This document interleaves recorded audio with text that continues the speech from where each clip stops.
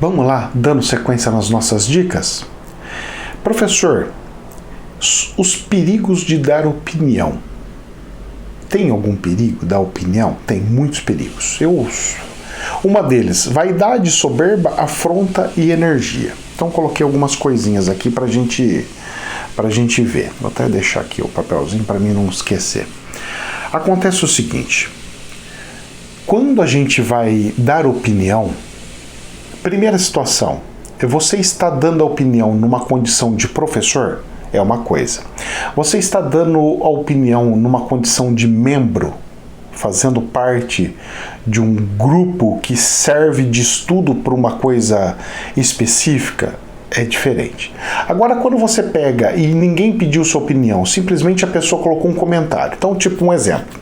Alguém postou sobre alguma coisa de planta, sobre o hortelã, a eficiência do hortelã. E aí, ninguém te perguntou, a pessoa somente relatou lá: olha, eu usei hortelã para isso, o hortelã para mim foi lindo, o hortelã é maravilhoso, o hortelã para mim é isso, é aquilo, é aquele outro. Tudo bem. A pessoa deu a versão dela do hortelã, por exemplo. Um exemplo, tá? Aí o que acontece? Chega você e fala assim: olha, eu sei que o hortelã é bom para isso também. Ninguém te perguntou. Ninguém te perguntou. Então, opinião a gente tem que dar quando alguém pede, ok? Isso é uma premissa. Por quê? Porque senão pode passar você para soberba. Não, mas eu quero ajudar. Será que você quer ajudar ou você quer mostrar que você sabe alguma coisa diferente? Primeira coisa, tem que segurar. Se não é para eu me vangloriar, que não é para eu fazer alguma coisa assim, então eu tenho que tirar o meu ego. Para tirar o meu ego, eu poderia falar tipo assim, uma forma diferente de falar a mesma coisa. Olha, eu lembro que os antigos diziam que o chazinho do hortelã também era bom para tal coisa. Será? Confere também e deixa como se fosse uma possibilidade e não uma afirmação. Porque quando a gente pega e fala assim: o chá é bom para isso, já lascou. Você afirmando uma coisa, você gera uma soberba, você gera uma situação de energia que para o outro que colocou e não perguntou pode ser tipo ofensivo. Tipo um exemplo.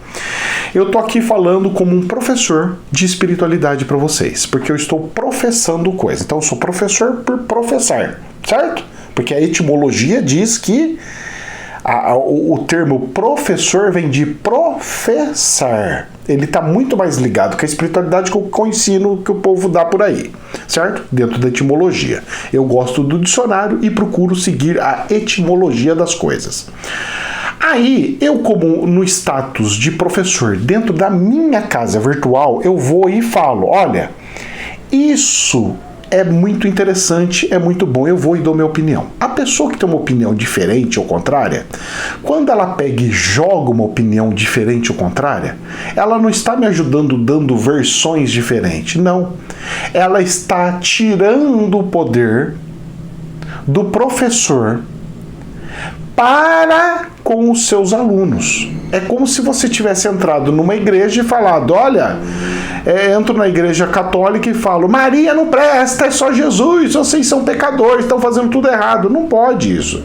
Tem que ter um certo respeito, certo? Isso aí gera uma energia muito ruim. Então é por isso, professor, que o senhor cancela tudo, corta e não deixa ninguém complementar? Sim, porque a pessoa não tem um nível para chegar naquilo ali. Mas, professor, e essas pessoas que não têm nível, coitadas dela? Aí nós temos outras pessoas também que estão ensinando e explicando espiritualidade. Eu assumi um grau de espiritualidade de nível universitário para a espiritualidade. Então eu não posso, dando aula para universitários, pegar e ir para o prezinho, dar aula para a primeira série, segunda série, ou para mesmo para o ginásio. Eu me coloquei numa postura de um professor de nível superior, de faculdade, de universidade. Universidade de fato, de vários universos. Agora, quando vem uma criança entrando dentro de uma sala de aula, ele atrapalha a sala de aula. Seria como se fosse, eu lembro, na época que eu estava fazendo faculdade, Depois de velho, eu fiz outra faculdade. Daí eu fiz uma faculdade de contabilidade. E eu lembro que a mãe levava o filho. Por mais que a criança esteja ali e tal, não sei o quê, a criança fazendo a brincadeira ou fazendo alguma coisa atrapalha um pouco a aula. Tanto é que tinha professores que falavam, poxa, tal, não sei o quê. A gente foi acostumando e aí tirava a desatenção, certo? Naquele caso específico. Mas quando as pessoas ficam levando crianças ou fica aparecendo crianças, e vai estragando o assunto que é sério e vai virando brincadeirinhas, vai virando, você tira a importância daquela situação. Então, a questão da opinião, dica que eu vou dar para vocês. Opinião, só dê se perguntarem. Mas vai ajudar a pessoa a falar uma coisa totalmente errada. O problema é dela.